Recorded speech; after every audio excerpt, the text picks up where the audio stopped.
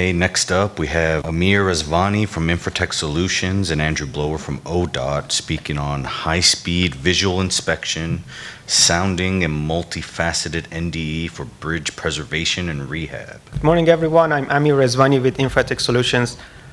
For those of you who do not know us, we are an infrastructure and asset evaluation company. We specialize in condition evaluation of transportation infrastructure using advanced technologies.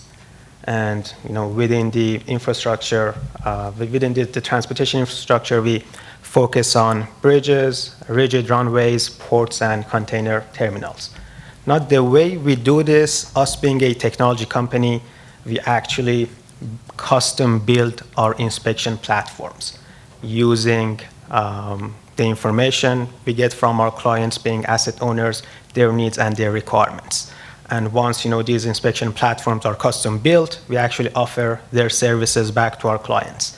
And the kind of knowledge as well as position of the technology gives us this flexibility to actually be able to offer customized solutions based on the need of each and every one of the DOTs, certain need of the project, or even certain specifics and needs of the bridges themselves. Now, for our approach, we have actually copied what we all see every day in medical diagnosis. So any medical diagnosis actually starts with triage and primary diagnosis, which is most of the time a fast process. You go see an ER doctor or you go see your primary physician. Most of the time they have enough information after the diagnosis that they do. They take care of the prescription or they send you home to rest, and the care plan is put together and you're good to go. But sometimes, that primary diagnosis actually prompts further diagnosis, and that is when in-depth diagnosis or a specialized diagnosis, as I guess the medical term for that is, comes in place. And that is when we go to do our blood works, we go to actually do an X-ray, MRI, CT, you name it, and that is, the in-depth diagnosis. Now that gets added, to the information that, the doctors or decision makers need to actually put together, the proper care plan. And then at the end of the day, all of these, data, information, medical diagnosis, assessments, everything gets uploaded to this patient portal where the patient can actually log in, see all the information, or other doctors could be able to actually see the data as well. So we have actually taken this into account and have built a system that would exactly replicate this. So and these are the various components of the system that you see on the screen. The very first part of this system is our high speed or HS truck, which is really in charge of this triage that we just talked about. So you can see that look at this truck and it would be like the equivalent of your primary care physician on 4 wheels. So basically this truck would drive on a single bridge or 100 bridges or 1,000 bridges. We don't really care as long as there is a bridge or somewhere that we can drive on, this truck would be able to actually do its work. As we just discussed, this is in charge of triage or primary diagnosis. We have several NDE tools on this truck. As you can see, we've got high-speed chain drag, we've got surface imaging and crack mapping, any kind of field-proven NDE technology that brings something to the table. We have it on this truck, and it is capable of actually conducting these tests at 40 to 45 miles per hour. So really, that patient population or the bridge inventory that we have, we would be able to take care of that initial diagnostic in no time. So next, now many of these bridges or many of these patients, the care plan would be concluded after this triage phase. But if that is not needed, then here comes the MRI machine on 4 wheels, which is this other truck that we have actually called it high definition or the HD truck. And this truck is in charge of really going on the bridge deck, feet by feet or every other feet, coupling its sensors to the surface of the bridge and get super high resolution data that's going to help us with, for example, detailed repair quantity estimates or full depth, for example, repair quantities, or anything that that primary kind of triage wouldn't actually tell us. And then at the end of the day, all of the data, whether it is coming from the high-speed system or high-definition system, they actually get combined, and then our assessment and analysis actually gets added to it, and they're uploaded to the equivalent of the patient portal, which is our asset portal. Now, if we zoom in a little bit on each one of these, I would say inspection systems, let's zoom on to the high-speed system first, or the system in charge of that primary diagnosis. As we just discussed, the system is capable of driving on the bridge deck and collecting data in 40 miles per hour or more. We are capable of going as high as 55 miles per hour, but obviously the faster we go, the lower the resolution. So the system has like a 360-degree camera that you see it over here that, since this picture was taken, we've actually moved it to the front of the truck to actually do more of an immersive imaging of the environment. I have some samples that I'm going to show you. Has 2 LiDARs that enable us to do any kind of pretty much measurement, whether it is linear or area, we would be able to actually do on the topside environment. We have 2 laser profilers that are mounted at each one of the wheel path, and with these profilers we are able to actually get the longitudinal profile of the deck. We are able to actually see if we have dynamic amplification of the live load going on, especially on longer bridges, and then we can actually check the quality of the transitions between spans as well as approaches, and combined with sensor data from some other data, we would be able to actually catch settlement of the approach slabs as well. Going to the back, we have an infrared camera that does infrared thermography. I mean, infrared is like pretty sensitive to environmental, I would say, situations, and requires its own kind of good favorable weather to do its job. But if we've got favorable weather, it would be able to find shallow delamination for us.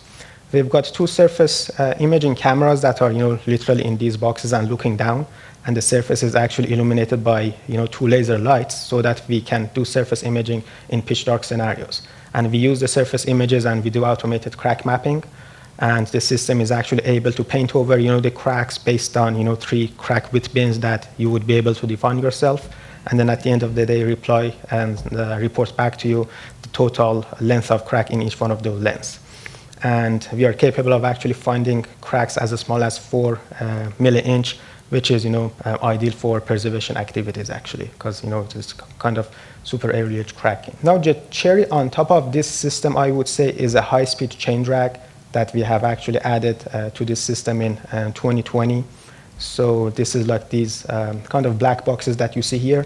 And it is pretty much what the name says. It is, chain drag on steroids. Basically, the same manual chain drag that we are all used to, but now we are actually doing it faster and more accurate because there is no fatigue here, and there is literally no, I would say, surrounding noise, because we are able to actually, for example, filter all the noise that is coming from the traffic, adjacent traffic, or even is coming from like the muffler being here. We are able to filter out everything, and then we'd be able to actually conduct the chain drag at the same speed when the truck actually drives. So if you want to see how this actually works, I mean, that is pretty much it. The truck actually drives over the bridge. We can do it, one time, multiple times based on the need, and once we are done, we have all the data.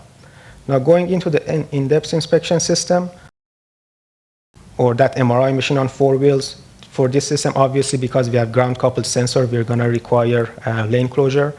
Now, at each path of the system, we are able to cover from here to here. These are our sensor trays on the surface. We're able to cover 19 feet of width, which gives us a scanning speed of around 5,700 square feet per hour. In each one of these sensor trays, we have ground-coupled GPR, impact echo that gives us, subsurface defect, whether it is shallow or deep, ultrasonic surface wave that gives us an estimate for the modulus of elasticity, and then we've got electrical resistivity that gives us if there is any corrosive potential for corrosive environment. And then we have made this system fully autonomous as well, so when you get to the bridge, the software actually takes over of navigating the arms as well as the vehicle, so that if you want to go back to the same bridge like 3 years from now, the system would know where to place these sensors, and the maps that you're going to have are literally apple-to-apple comparison. So just quickly checking out how this system operates. The truck moves forward and drags the sensor trays behind it. As you can see here as well, again, sensor trays are dragged, makes a stop, and after the stop is made, the sensors are actually ground coupled, data acquisition takes place, and then they go back up and on the way to the next stop. Quality control is big for us because we want to make sure that while we are on the bridge, we get as much high quality data as possible at the same time, and we don't go back to a bridge after we've left. Here is, the patient portal that we just talked about. I mean, all the users, consultants, asset owners, they get their own username and password. They're able to actually customize their own dashboard too, and, start checking out some data. And everything in that system is actually integrated. So if you're walking the bridge, and then you want to inspect for example, joint, or if you want to look at like a very fine crack, everything is kind of integrated together, uses the same coordinate system, so you would be able to actually easily switch between different views and different sensors. This is, for example, a view coming from the 360-degree camera. And I have like so many pictures and videos, as well as reports from past or current experiences or works that we are doing. I'll just show a few more and then pass it over to Andrew to actually go over the work that we did with Oregon DOT. Or this is like an example of, for example, the joint inspection that we can do. You keep zooming in, and then the camera view automatically changes to a more high resolution view, that here you're able to actually, for example, look into the seal of the joint and then check out if it is still functional or not. The same goes with crack mapping that we just discussed. Again, in the same view, you would be able to actually check out your surface, zoom in, and then see the cracks that are already painted over for you based on their width that you can define again for the system yourself, and then play around with it, or even, for example, turn on a density layer that's going to show you where you've got higher density of cracks. This is like another view of the density map. You're like pretty zoomed out. You can actually move around the bridge and then find your crack hotspots. You can zoom in and then see what is going on in that region, because it is kind of showing red and shows a lot of cracking. We can do surface measurement as well as linear measurement, pretty easily as well. It has a visual inspection component as well for the top side that it's kind of conforms to NBE, and inspectors, instead of going and walking the bridge, would be able to actually check the images in an immersive view and do their inspection. And this is a view of high-speed chain drag. As you can see, the areas of delamination are showing up, and then the percentage and surface area is actually marked. This is like a bridge in Iowa that is a candidate for replacement. And as we just talked about it, it is pretty repeatable. 2 tests, same bridge in New Jersey, 4 weeks apart, patterns match, and the crews were different too. The first crew came back with 13.06% delaminated, the second crew with 13.08, and some other data types as well. And at the end of the day, if you want to just print out everything and take it home with you, you would be able to click on the print button. So I'll pass it over to Andrew so that he can actually go over the work that we did with Oregon DOT. Thanks, Amir. Amir had both the pleasure and the pain of being at the tail end of a bunch of NDE that Oregon explored. So it made for some contracting challenges being at the end of our funding cycle and getting all that worked out. But we're also able to take a lot of the lessons we learned with some of the mobilizations of the other NDE contractors, as well as some conversations going on within NDE nationally, and fold that in to the contract. So we had a lot of pre-meetings before mobilization to talk about what we're going to do with the data, how we're going to handle it, and fold in both our inspection guides and our bridge design manual so that the data fit in with our inspection data, which was kind of a topic nationally of how do these NDE topics get handled in the view of inspection and asset management. And while they aren't standardized, we kind of went through that with more granularity to see if we did do that exercise, what would it actually look like. And so this is just a map of the bridges that Infratek looked at when they came to Oregon, both with high speed and high definition. So looking at some of the advantages of high speed technology, a little more generalized. In general, it improves safety on high ADT bridges with multiple lanes, limited shoulders, for both routine inspection and asset management. These are bridges that it's hard to get lane closures, hard to get inspectors out there. You're not looking at every crack out there, whereas high speed can go over it. And as you can see, they can these trucks can find every crack out there. So like I said, they can be deployed with no traffic control, or depending on the speed limit, you might need a rolling closure with it, but it's far less expensive than having to take a lane and shut your bridge down. So there's potential cost savings on those inspections, or improved data over what you're doing with those inspections, both for routine inspections and with project scoping. So in 2019 version, this provided limited project level scoping and bid quantity data for us. And this was kind of when they were developing the chain drag, so this wasn't fully realized when Infratek mobilized. High definition technology advantages.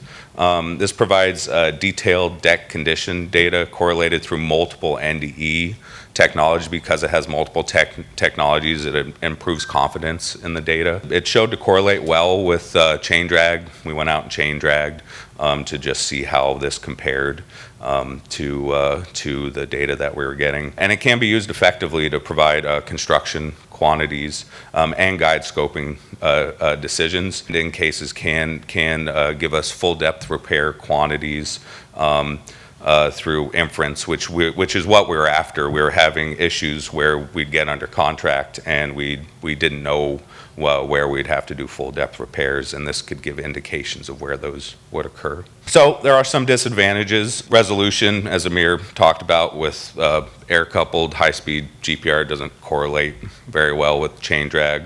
Results sensitive to moisture, and resolution obviously decreases with speed.